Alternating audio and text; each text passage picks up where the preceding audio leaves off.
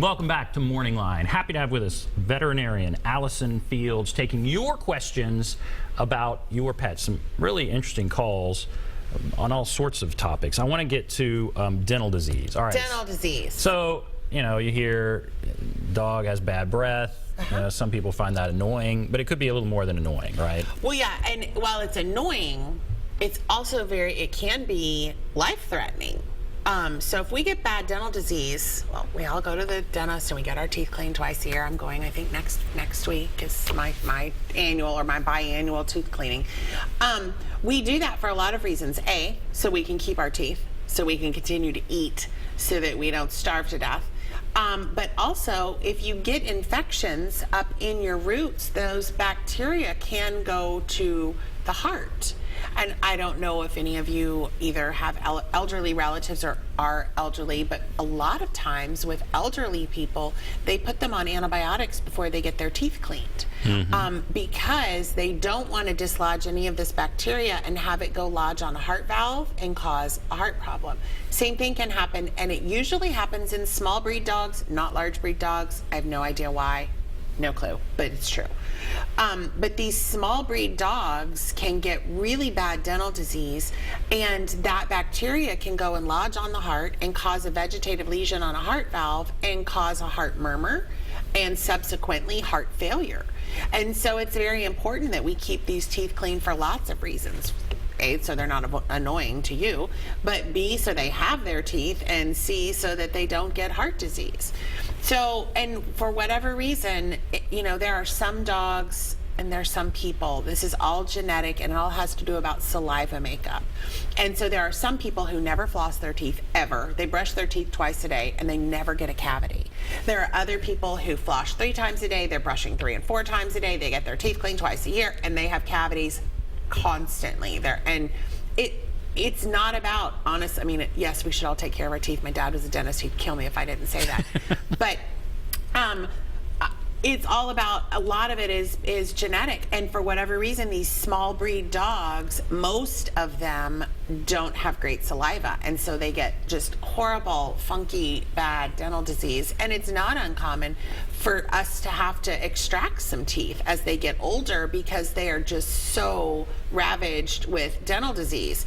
And so having them cleaned regularly instead of waiting until they get really, really bad and then we lose 8 teeth is very smart. Yeah, I'm sure. Dental cleanings have to be done if you're going to do it well and appropriately and according to the guidelines of anywhere. They are anesthetized. People will tell you that they will do a dental cleaning with the dog awake. A, that is inhumane, and B, you cannot do a good dental cleaning with a dog awake. It's the same stuff. So now that's a big, to me, that sounds like a big procedure. Well, you know, to put on, anytime you go under, that's a big deal. Yes, but I mean, veterinarians do blood work and make sure everything's okay, and we use the same anesthesia that is used in people. So, you know, it's very safe. Most of us actually, well, at our clinic and everywhere that I've worked and most of the vets that I know, we put an IV catheter in and we give an injection to kind of sedate the dogs so we can intubate them. So they have a tube in their trachea that we're maintaining them on gas and oxygen.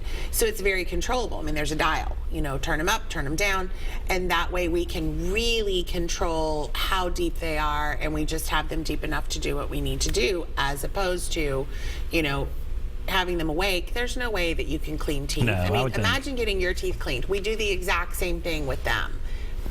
But Lay they're back, gonna freak open your out. mouth. Yeah. Right. So, and then polishing them. So usually it's cleaning and then polishing and extracting whatever needs to be extracted. So do realize that whenever you are getting your dog's teeth cleaned, it does involve a lot. And February, coming up next month, is National Pet Dental Health Month. I know you all had that marked on your calendars. Everybody did, I'm sure. But most veterinarians do some kind of discount on dentals in February because it is National Pet Dental Health Month. So call your vet, see if they're running a special, see what you need to do to get your dog's teeth cleaned, or cats. You know, we see cats as well for bad dental disease. So you're hanging around your dog and your dog comes up and is, you know, panting or whatever, and you think, okay, over. Yeah, you think, okay, he has some pretty bad breath. Is that mainly because his teeth are not clean, or could there be some other reason? There can be other reasons, absolutely. You know, kidney failure, really bad breath. Some dogs can go outside and eat something foul, really bad breath. You know, so there's a lot of reasons. Most commonly, it's due to oral disease. Right. And then, okay, we don't have a ton of time left. Heartworm, talk about that a little bit. Heartworms, we live in a heartworm endemic environment. They are transmitted by mosquitoes. One mosquito bite by an infected one mosquito bite by an infected mosquito will give your dogs heartworms. So it is very important. It has nothing to do with being around other dogs. It has nothing, you know, my dog lives inside. That's great. Does it go outside to go potty? Have you ever killed a mosquito in your house? The answer to both of those things are usually yes. Even if they never go outside, they're just on a pee pad. Have you not killed a mosquito in your house? Yes. You probably kill at least 1 or 2 mosquitoes in your house every year because they come in. So it just takes one mosquito bite, and it's so easy to prevent. It's usually a little chewable treat that's once a month. There's a lot of different brands. Some do intestinal parasites, some do fleas. You know, you can find it in your price point to do a heartworm prevention because A, it will save the life of your dog, and B, it's a whole lot more expensive to treat heartworms than it is to prevent them.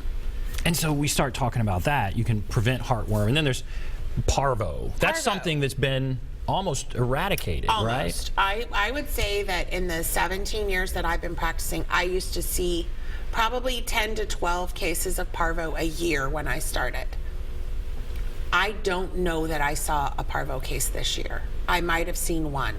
And so distemper is the same way. When I first got out of vet school, I might see 1 or 2 cases of distemper a year, but I don't even think that many. And I honestly have only ever heard of 1 case of distemper in the past 10 or 12 years. So in our final moments with you, it just, bottom line, people need to go to the vet, right? People need to go to the vet. We need to keep our dogs vaccinated. Vaccinations work. Parvo and distemper are a good reason. Those were diseases that were rampant in the 70s and 80s, and they're not anymore. So yeah, go to the vet, get an annual exam, check their weight, check for arthritis, get them vaccinated, put them on heartworm prevention. You got to get them heartworm tested first, though. Thank you You're for being so here. welcome. This was great. Very good information. Thanks to those who called in. All right, we're going to take a break, come back, wrap everything up. But again, thanks to Allison Fields. Thanks for having me. Be back right after this.